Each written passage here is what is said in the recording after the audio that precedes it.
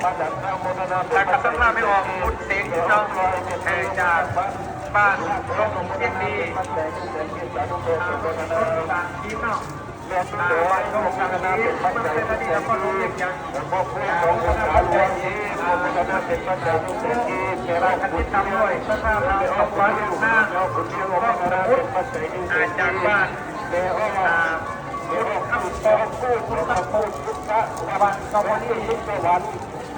ใช้ในทางพัฒนาเป็นปัจจัยที่แต่ที่ในห้องเขาแต่ผู้เล่นก็สะดวกการรถสมบูรณ์นั่นเองเป็นปัจจัยที่คนทำได้อะไรเฮ็ดที่ได้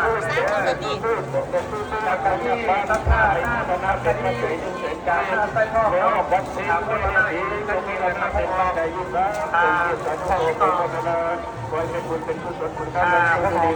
อนุโมทนาบุญแล้วบอกเด้อพุทธนาอีก100,000คนเขาบัญชีธนาคารนอกบัญชีธนาคารไปเด้อ